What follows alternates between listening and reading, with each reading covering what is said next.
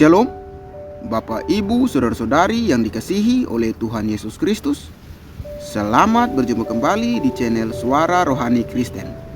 Pada malam hari ini, kita akan sama-sama mendengarkan khotbah yang akan disampaikan oleh Ibu Pendeta Devi Basjir dengan tema Memiliki Hikmat dari Tuhan. Dan sebelum kita mendengarkan khotbah pada malam hari ini, saya akan membacakan satu ayat firman Tuhan yang terambil di dalam Amsal pasal 2 ayatnya yang ke-6. Karena Tuhanlah yang memberikan hikmat, dari mulutnya datang pengetahuan dan kepandaian. Hari ini kita akan belajar firman Tuhan, saudara, tentang hikmat Tuhan. Saya percaya bahwa dalam hidup ini yang sangat kita butuhkan itu adalah hikmat. Kita buka bersama Daniel pasal yang pertama, yuk kita lihat. Daniel pasal yang pertama, judul perikopnya di sana adalah di Istana Babel. Kita baca secara bergantian karena agak panjang. Ayat yang pertama mulai.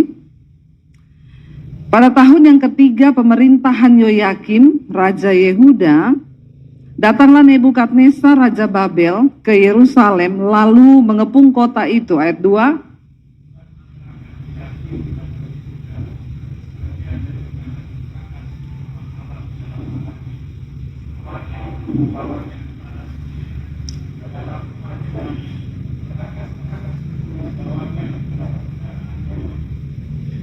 Ayat 3, lalu raja bertitah kepada Aspenas, kepala istananya, untuk membawa beberapa orang Israel yang berasal dari keturunan raja dan dari kaum bangsawan. Ayat 4.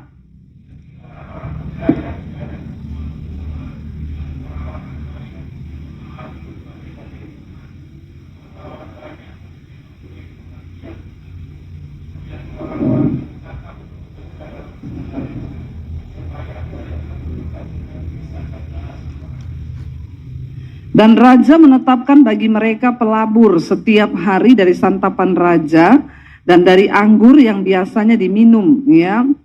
Diminumnya mereka harus dididik selama 3 tahun dan sesudah itu mereka harus bekerja pada raja. Ayat 6.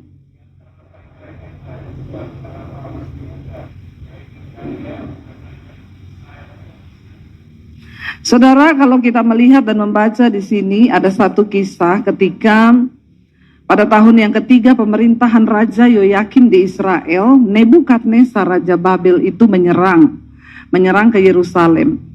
Dan akhirnya Yerusalem ditaklukkan, bahkan perkakas di rumah Tuhan di Bait Allah itu dibawa ke Babel untuk menjadi penyembahan berhala di rumah dewa di Babel.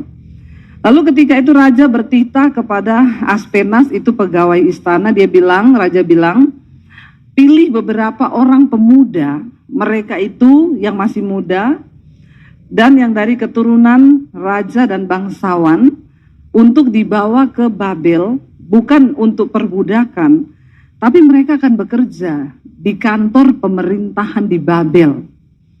Ya, berarti ini adalah orang-orang pilihan, bukan orang sembarangan. Lalu di sana terpilih, yang kita tahu bersama, dikatakan tadi Daniel, Sadrak, Mesak, dan Abednego. Itu nama-nama mereka sebelum diganti di Babel.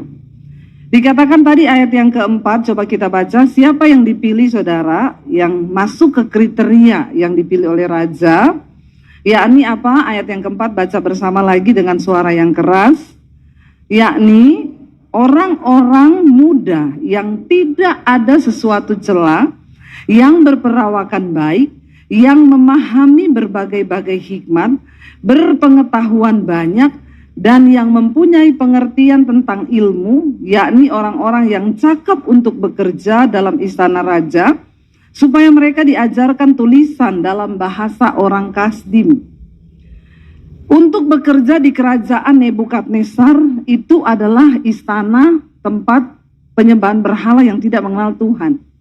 Disuruh pilih orang-orang muda, yang pertama dikatakan, yang tidak bercela lakunya, dan juga yang memiliki banyak hikmat.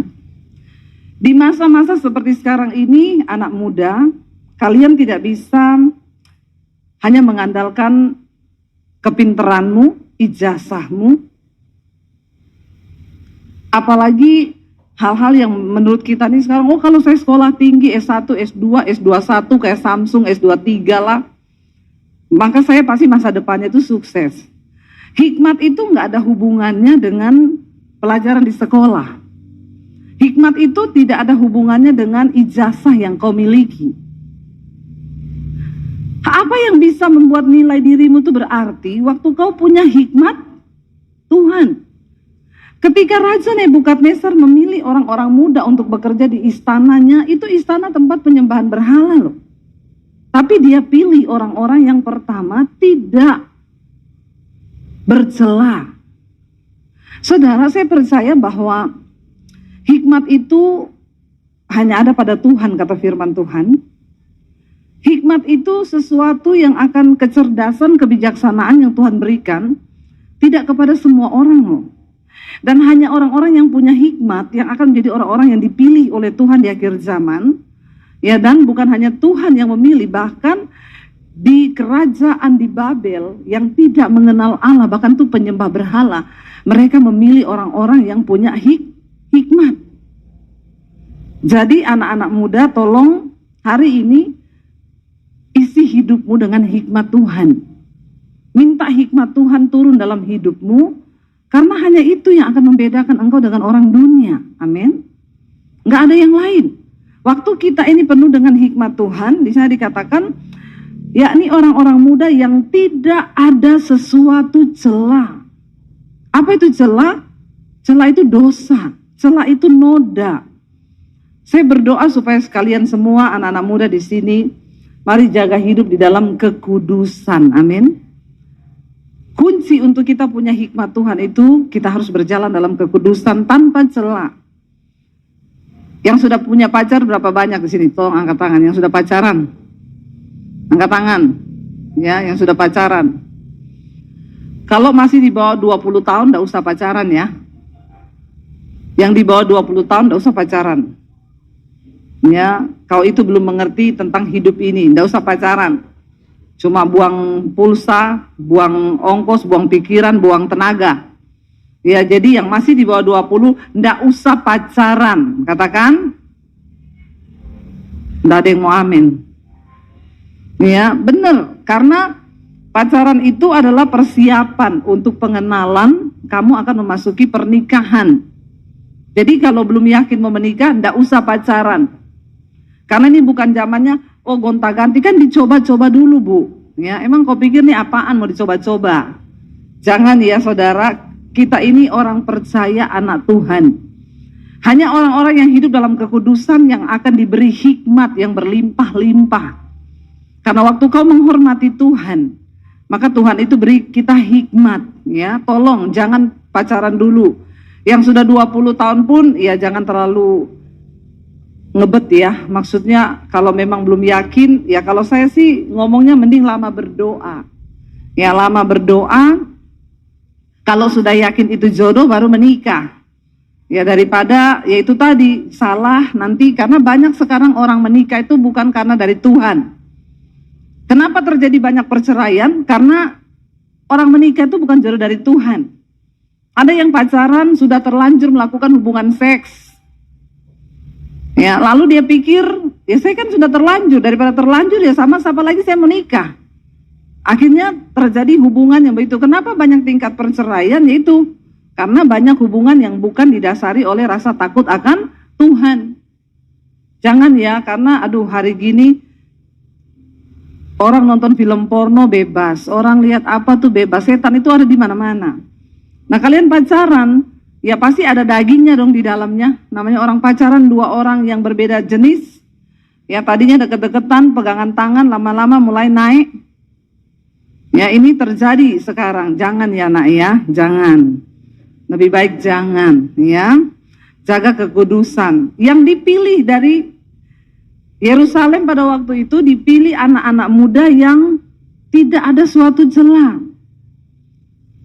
Hanya orang-orang yang hidup dalam kekudusan, yang takut akan Tuhan, yang akan diberi hikmat Tuhan. Dan dikatakan di sana, yang memiliki berbagai-bagai hikmat. Karena kalau orang itu nggak takut Tuhan, tidak mungkin dia punya hikmat. Hanya orang yang takut Tuhan yang akan punya hikmat. Saya berdoa semua anak muda di GSJS ini diberi hikmat Tuhan, amin. Supaya kau pilih jodoh, kau tahu yang benar mana. Dulu saya sebelum bertobat, saya kalau pilih cowok, yang pertama yang berkepribadian. Rumah pribadi, mobil pribadi, ya ATM pribadi, semua yang pribadi. Karena dulu saya pikir itulah kebahagiaan. Tapi ternyata setelah saya kenal Tuhan, wah saya baru tahu dibukakan, diberi hikmat Tuhan. Oh ternyata itu enggak benar. Karena kaya saja nggak cukup untuk memberi kebahagiaan. Tapi banyak anak muda sekarang bilang gini, kalau saya Bu pilih nangis di atas Mercy daripada nangis di atas beca. Bertobat kau ya. Saya nggak mau menangis, bahagia, amin. Ya ngapain menangis di atas Mercy, biar di atas Mercy kalau nangis ngapain saudara ya. Ketika saya terima Yesus, saya diberi hikmat Tuhan. Dari mana saya dapat hikmat Tuhan? Dari firman Tuhan. Waktu kau banyak bergaul dengan firman Tuhan, baca firman, siapa yang tiap hari baca Alkitab? Angkat tangan. Ya, yang tiap hari baca Alkitab. Nah ini, kalau nggak pernah baca Alkitab, mau dapat hikmat dari mana? Ya, nggak ada hikmat di tempat yang lain. Hikmat itu hanya datang dari Tuhan. Saya mau saudara, mulai besok saudara komitmen ya, anak-anak muda baca Alkitab, amin. Mau komitmen? Nggak usah disuruh baca 5 pasal, tolong dikasih tugas nih ya. Nggak usah 5 pasal, nanti kebelengeran, malah nggak ada yang dilakukan. Mulai baca dari kitab Amsal. Ya, mulai besok baca Amsal pasal yang pertama. Lalu dapatnya apa? Tolong ditaruh di story Instagram. Amin. Saudara belajar mendapatkan sesuatu, dan saudara juga mulai belajar untuk memberitakan firman. Amin. Nggak apa-apa, nanti temanmu bilang, kok sekarang rohani? Puji Tuhan. Tiap hari angkat satu ayat Amsal yang memberkati hidupmu. Coba, bagaimana kalian bisa punya hikmat Tuhan kalau enggak pernah baca Alkitab? Sumber dari hikmat Tuhan itu adalah dari firman Tuhan. Kita ada di zaman yang begitu ke depan ini, persaingan itu begitu luar biasa. Ini seperti hal keadaan ini ketika Raja Nebukadnezar hendak memilih orang-orang pilihan untuk dibawa menjadi pegawai di istana raja. Pada zaman itu saudara, yang lain itu dibawa sebagai tawanan, sebagai budak di Babel. Tapi pemuda-pemuda ini dipilih menjadi pegawai di istana raja. Dan mereka dikasih makan makanannya raja. Coba baca ayat yang berikutnya, dikatakan di sana. Ayat yang ke-7 tadi. Pemimpin pegawai istana itu memberi nama lain kepada mereka, ya. Jadi lihat tadi, perhatikan tadi nama mereka itu adalah di sana Daniel, Hanaya, Misael dan Asaria. Sampai di Babel nama itu harus diganti karena nama-nama mereka ini adalah memiliki arti nama yang sangat luar biasa sebenarnya, yang ada kaitannya dengan Tuhan. Ketika sampai di Babel, ya pemimpin pegawai istana memberi nama lain kepada mereka. Daniel dinamainya apa? Beltsasar. Hanaya dinamainya apa? Sadrak. Lalu Misael dinamainya apa? Mesak. Dan Asaria dinamainya apa? Abednego. Jadi ini adalah nama pengganti mereka di Babel. Nama-nama dewa-dewa Babel. Padahal tadinya nama mereka itu nama yang penuh arti Alkitabiah. Daniel itu artinya dan itu hakim, Iel Allah. Jadi Daniel itu artinya Allah adalah hakimku. Ya, sampai di sana diganti jadi Beltsasar, nama dewa yang ada di Babel. Tapi ketika nama mereka diganti, apakah hidup mereka berubah? Tidak. Raja Babel berkehendak mengganti nama mereka supaya hidup mereka juga berubah, tidak percaya lagi kepada Allah Israel. Tapi yang namanya iman itu kan dari dalam. Waktu orang penuh hikmat Tuhan, hidup dalam kekudusan, takut akan Allah, mereka tidak bisa digoncangkan, saudara. Kita lihat ayat yang ke-7, ayat yang ke-8. Baca bersama 1, 2, 3. Daniel berketetapan untuk tidak menajiskan dirinya dengan santapan raja dan dengan anggur yang biasa diminum raja. Dimintanya lah kepada pemimpin pegawai istana supaya ia tidak usah menajiskan dirinya. Mereka yang terpilih untuk bekerja di istana raja, mereka itu diberi makan makanannya raja. Diberi wine, anggurnya raja. Saya mau tanya, kira-kira kalau kalian yang terpilih, masuk di istana, lalu disuruh makan makanannya itu bertentangan dengan hukum bangsamu pada waktu itu, dengan agama, bahkan tidak boleh menajiskan diri dengan minum anggur. Kira-kira kalian pilih yang mana? Wah, itu kalau kita pasti sudah selfie ya. Makanan raja di sini selfie, anggur raja di foto selfie, upload di story kan. Makan makanan raja, minum anggurnya raja. Udah kelihatan nggak berhikmat semua itu? Ya, baru ditawari makanan raja saja sudah tergoda. Tapi Daniel, Sadrak, Mesak, Abednego, mereka tidak tergoda. Dengan jelas Alkitab berkata mereka menetapkan diri untuk tidak menajiskan hidup mereka dengan anggur, minuman, dan dengan makanan santapan raja. Karena mereka tahu itu akan menajiskan mereka. Orang yang punya hikmat Tuhan, yang akan diangkat tinggi oleh Tuhan, mereka tahu beradaptasi dengan lingkungan. Sekarang banyak anak muda kalau saya tanya, kenapa kamu merokok? Ya gimana Bu, di kampus saya semua orang merokok. Goblok nggak? Blok. Maaf ya, maaf. Ya, iya. Jangan jadi orang yang ikut-ikutan. Tetapkan prinsipmu, tetapkan hatimu, hormati Tuhan, maka Tuhan akan menghormati engkau. Dan kalau engkau dihormati Tuhan, hidupmu diangkat tinggi oleh Tuhan. Katakan, amin. Jangan ikut-ikutan. Orang yang punya hikmat Tuhan, dia menetapkan satu prinsip hidup yang tidak bisa tergoyah. Ya, saya merokok Bu, orang teman-teman saya semua merokok. Saya minum Bu, orang teman-teman saya semua minum. Ya biar mereka mau minum, biar mereka mau merokok. Ya kamu tetap tentukan standar. Anak saya bilang, teman-temanku semua merokok Mam, yang cewek merokok, apalagi yang cowok. Ya, tapi saya bilang sama dia, kamu kalau jatuh cinta jangan sama laki-laki yang merokok, apalagi yang dugem, ya, apalagi yang mabok. Jadi anak saya punya standar, biar yang ganteng naksir, ya, biar mau lulusan apa, ya ganteng sih Mam, nyambung sih, tapi merokok nggak jadi, kecuali dia mau berhenti rokok dulu. Itu namanya kamu punya standar, punya nilai. Waktu kamu punya hikmat Tuhan, kamu yang menetapkan standar dirimu. Apalagi yang perempuan-perempuan ini saya mau bilang ya, jangan turunkan nilai dirimu ya karena perubahan lingkungan yang ada di sekitarmu. Amin. Ketika saya bertobat, saya nggak mau sembarang jatuh cinta. Karena saya sudah diubahkan, hidup saya dikuduskan, saya diangkat oleh Tuhan. Ya, dan wanita super hanya untuk pria super.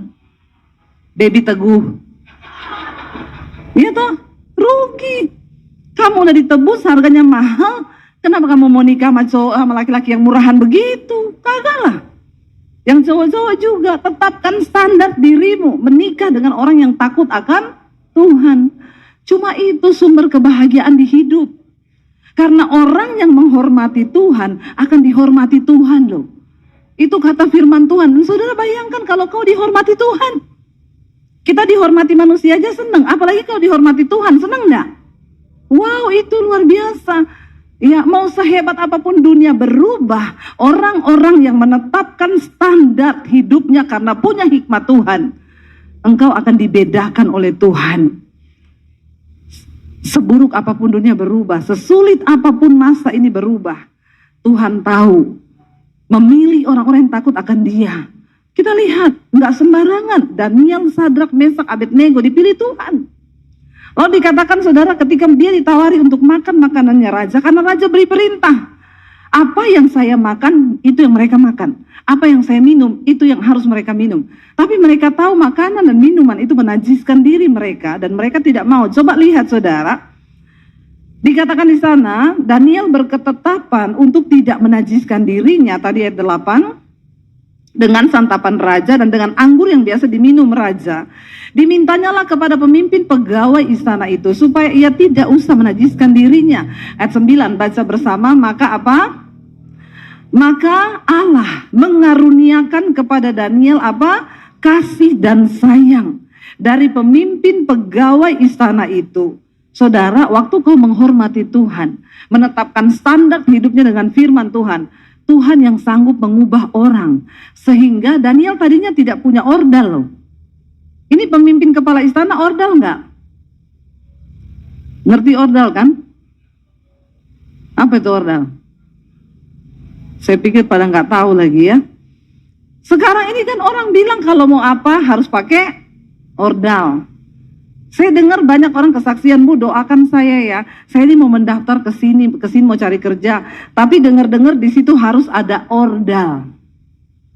Waktu engkau hidup takut Tuhan, Alkitab berkata Tuhan mengaruniakan kepada Daniel sehingga Tuhan menggerakkan hati kepala istana. Ini orang paling dalam-lamnya istana ini. Karena dia kepala istana. Untuk memberikan kasih dan sayangnya kepada siapa? Daniel. Waktu kau menjadi orang yang hidup menghormati Tuhan, kau nggak perlu sibuk cari muka. Kau nggak pernah sibuk jilat kanan kiri.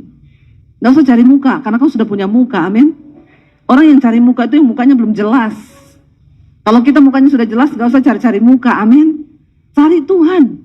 Waktu kau hidup menyenangkan Tuhan, Tuhan yang mengangkat dan menjamah hati kepala istana sehingga dia memberi kasih dan sayang kepada siapa? Daniel dan teman-temannya.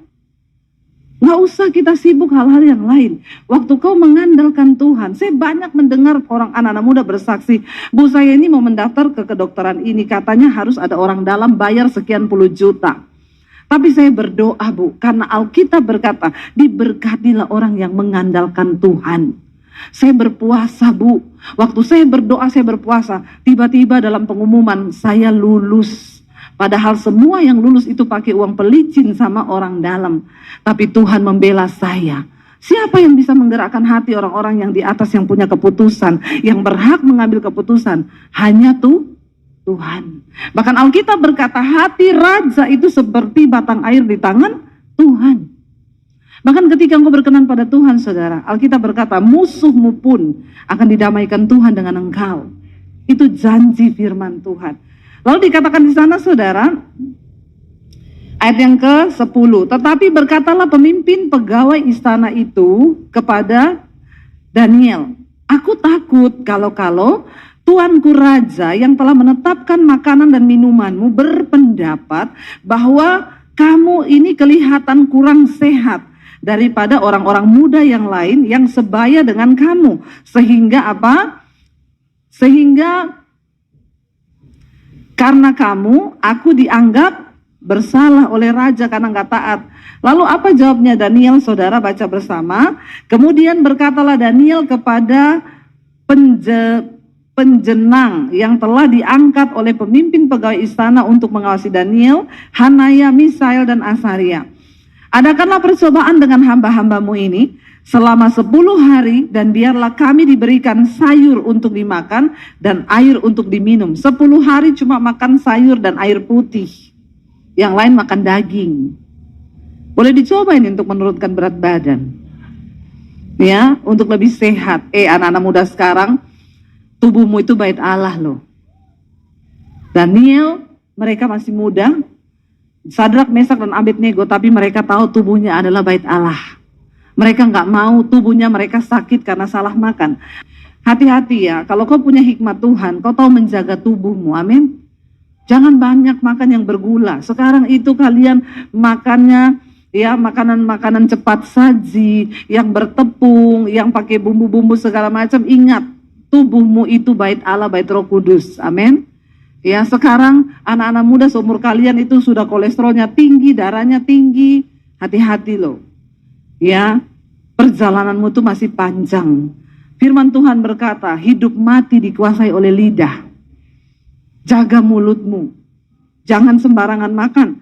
Daniel, Sadrak, Mesak, dan Abednego, mereka cuma minta sayur dan air putih. Selama 10 hari dia bilang coba bandingkan. Kita baca dikatakan di sana, disuruh bikin percobaan. Sesudah itu bandingkanlah perawakan kami dan perawakan orang-orang muda yang makan dari santapan raja. Kemudian perlakukanlah hamba-hambamu ini sesuai dengan pendapatmu. Lalu apa? Ayat 14. Didengarkannya lah permintaan mereka itu, lalu diadakan percobaan dengan mereka selama 10 hari. Setelah lewat 10 hari, ternyata apa? Perawakan mereka lebih baik dan mereka kelihatan lebih gemuk daripada semua orang muda yang telah makan dari santapan raja. Kok malah jadi gemuk ya? Padahal cuma makan sayur sama minum air loh. Maksudnya segar kali ya. Tapi di bahasanya ini interpretasi bahasa Indonesia ini ya. Lebih segar karena makan sayur sama minum air putih. Lalu ayat 17 berkata, kepada keempat orang muda itu, baca dengan suara nyaring, Allah memberikan pengetahuan dan kepandaian tentang berbagai-bagai tulisan dan hikmat. Sedang Daniel juga mempunyai pengertian tentang berbagai penglihatan dan mimpi. Siapa yang mau dikasih Tuhan kepintaran seperti itu? Dan kita lihat di sini akhirnya saudara, ketika Daniel, Sadrak, Mesak dan Abednego mereka dicobai, dikatakan di sana ya mereka itu lebih baik ya dan kelihatan lebih segar daripada semua. Ayat 16. Kemudian penjenang itu selalu mengambil makanan mereka dan anggur yang harus mereka minum, lalu memberikan sayur kepada mereka. Kepada keempat orang muda itu Allah memberikan pengetahuan dan kepandaian berbagai-bagai hikmat ya.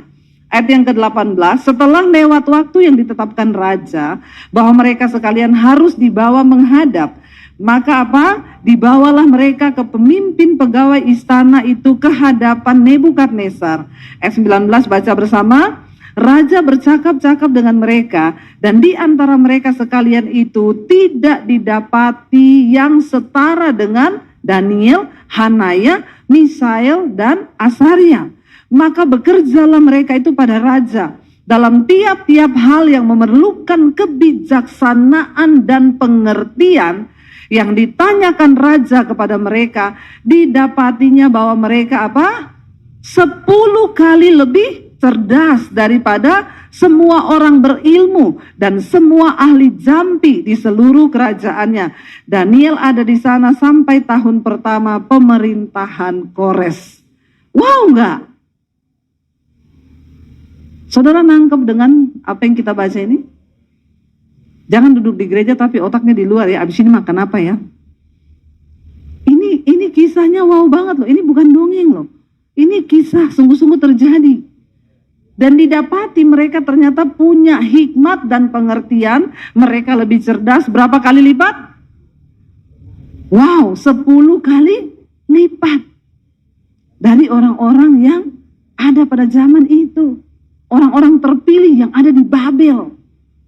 Saudara, kalau kau punya hikmat Tuhan, maka kau akan menjadi orang yang punya kecerdasan, hikmat, yang melebihi orang lain dan dikatakan 10 kali lipat. Yang terakhir kita baca Amsal 9, ayat yang ke-10 sampai ayat 12. Kita baca semua dengan suara yang keras dan setelah ini kita sama-sama berdoa. Amsal 9 ayat yang ke-10 sampai ayat yang ke-12. Baca bersama 1, 2, 3. Permulaan hikmat adalah takut akan Tuhan dan mengenal yang Maha Kudus adalah pengertian. Karena oleh aku umurmu diperpanjang dan tahun-tahun hidupmu ditambah. Ayat 12. Jikalau engkau menjadi bijak, kebijakanmu itu bagimu sendiri. Jikalau engkau mencemooh, engkau sendirilah yang akan menanggungnya. Dikatakan bahwa permulaan hikmat ialah takut akan Tuhan. Dan mengenal yang Maha Kudus itulah pengertian. Siapa yang mau belajar hidup takut akan Tuhan?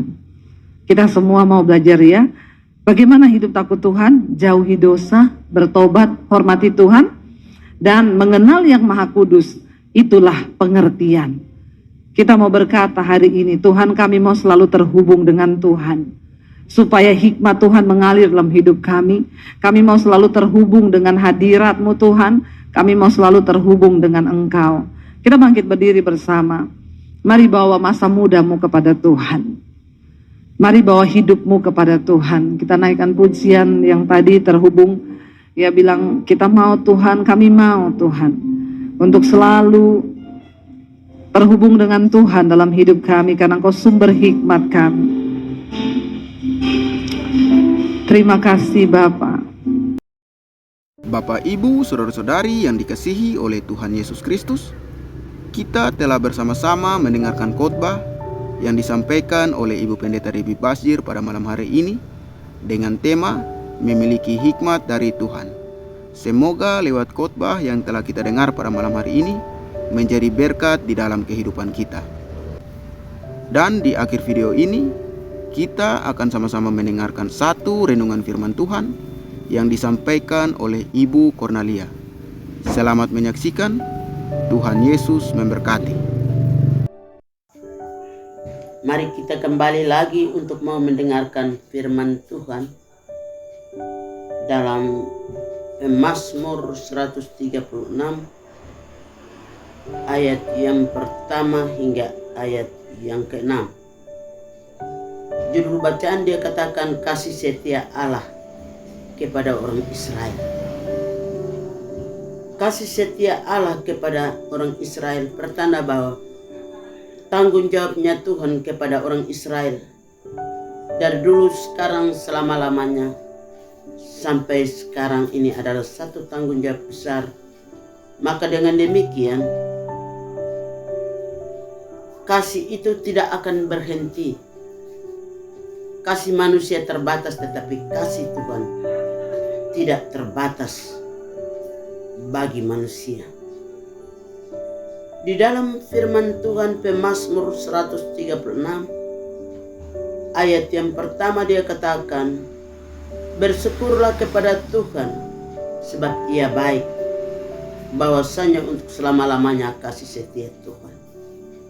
Kita sebagai manusia yang adalah ciptaan tangan Tuhan patut menaikkan puji syukur kepada Tuhan karena Tuhan itu baik. Baik dulu, sekarang, selama-lamanya, terkhusus pada malam hari terlalu baik, indah luar biasa bagi kita yang percaya kepada Tuhan.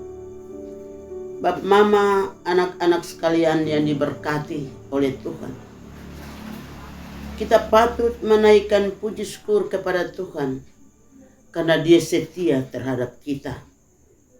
Dengan demikian, pimpinan bimbingan daripada Allah selalu kita rasakan dan kita menikmati. Maka mari kita katakan bahwa saya bersyukur kepada Tuhan karena atas kasih dan anugerahnya Tuhan. Dengan demikian, dalam ayat yang kedua dari Pemazmur 136, dia katakan bersyukur kepada Allah, segala Allah, bahwasanya untuk selama-lamanya kasih setia. Di dalam kehidupan kita tidak ada manusia siapapun dia yang selalu setia, karena kemanusiaan yang ada pada kita ada saatnya untuk kita lemah, ada saatnya untuk kita kuat, dan kita patut menaikkan syukur kita kepada Allah karena Tuhan itu baik. Dengan demikian, mari kita menaikkan puji syukur kepada Tuhan atas kasih dan anugerah dari malam ini, dan tidak pernah akan berkesudahan kasih setia Tuhan. Di dalam Pemazmur 136 ayat yang keempat, di situ dia katakan, kepada Dia yang seorang diri melakukan keajaiban-keajaiban yang besar, bahwasanya untuk selama-lamanya kasih setia Tuhan. Ajaibnya Tuhan seperti orang mati dibangkitkan oleh Yesus, orang lumpuh Tuhan memberikan kesempatan untuk bisa memuji-muji nama Tuhan, melompat menari bagi Tuhan. Itulah kasih setia Tuhan. yang Dia anugerahkan kepada kita untuk kita juga mau merenungkan kasih dan rahmat Allah yang Tuhan berikan kepada kita. Dengan demikian, tidak ada sesuatu yang baik yang kita balas kebaikan Tuhan selain ucapan syukur. Itu yang bisa kita ungkapkan kepada Tuhan, karena Dia baik. Mari kita mau katakan bahwa Tuhan itu luar biasa. Dahsyatnya Tuhan. Tuhan membuat banyak mujizat, yaitu orang bisu sekalipun dia bisa memuji Tuhan. Dengan demikian, pada malam hari ini, di dalam ayat yang kelima dia katakan, kepada Dia yang menjadikan langit dengan keajaiban-keajaiban, bahwasanya untuk selama-lamanya kasih setia Tuhan. Bap mama, anak-anak yang diberkati oleh Tuhan, Tuhan menciptakan langit dan bumi, dan kesetiaannya tetap dari dulu, sekarang, selama-lamanya. Selalu kita rasakan dan kita menikmati. Tuhan kita, Dia bertanggung jawab atas hidup yang ada pada kita. Maka dengan demikian, di dalam ayat yang ke-6, Dia katakan, kepada Dia yang menghempaskan bumi di atas air, bahwasanya untuk selama-lamanya kasih setia Tuhan. Segala hal yang ada di muka bumi adalah ciptaan tangan Tuhan, adalah pemberian Allah kepada kita untuk kita merenungkan itu dalam kehidupan kita selagi kita dipercayakan di muka bumi. Bap mama, anak-anak yang diberkati oleh Tuhan, kasih ini tidak akan terbatas bagi kita. Maka dengan demikian, tidak boleh kita bosan-bosan untuk memuji Dia. Tidak boleh kita terlambat untuk datang kepada Tuhan, karena Tuhan itu setia. Walaupun kita terkadang tidak setia, Dia tetap setia. Sehingga firman Tuhan pada malam hari ini, Dia katakan bahwa Tuhan tidak pernah lalai menempati janjinya, sekalipun ada manusia yang lalai, tetapi Dia setia terhadap kita sebagai umat manusia. Dengan demikian, mari kita membaca satu bagian firman Tuhan dalam Pemazmur 89 ayat yang pertama hingga ayat yang kelima, di mana dia katakan kesetiaan Tuhan kepada Daud. Kita adalah Daud masa sekarang, dan Tuhan bertanggung jawab atas hidup yang ada. Daud, walaupun di dalam kehidupan pribadi daripada hambanya, tidak pernah dia lalai. Dia setia untuk mengagungkan kebesaran Tuhan, meninggikan kasih dan anugerahnya Tuhan di dalam pribadi lepas pribadi. Sehingga di dalam ayat yang kedua dari Pemazmur 89, di situ dia katakan, Daud katakan, aku hendak menyanyikan kasih setia Tuhan, bahwasanya untuk selama-lamanya kasih setia Tuhan. Ia memperkenalkan dirinya dan kesetiaan Tuhan di dalam hidupnya untuk memuji, memuliakan nama Tuhan, datang kepada saat sekarang sampai turun kepada anak cucunya, dan dia tidak akan berhenti memuji Tuhan karena agung perkasanya Tuhan. Daud harus menceritakan kehebatan Tuhan di dalam dunia ini.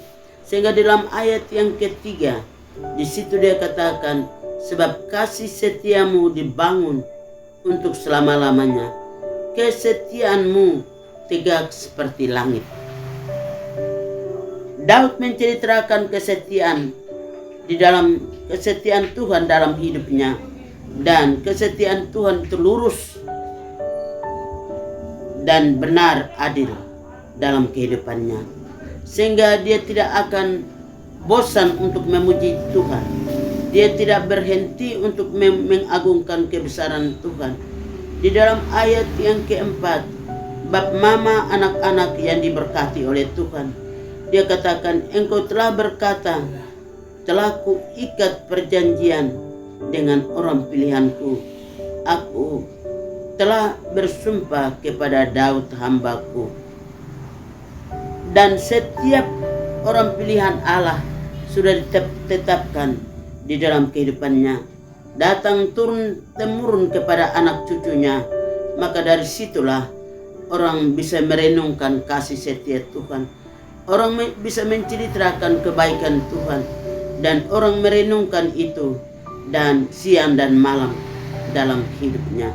Sehingga dalam ayat yang kelima dia katakan, Mazmur 89 ayat yang kelima, untuk selama-lamanya aku hendak menegakkan anak cucumu dan membangun takhtamu turun temurun.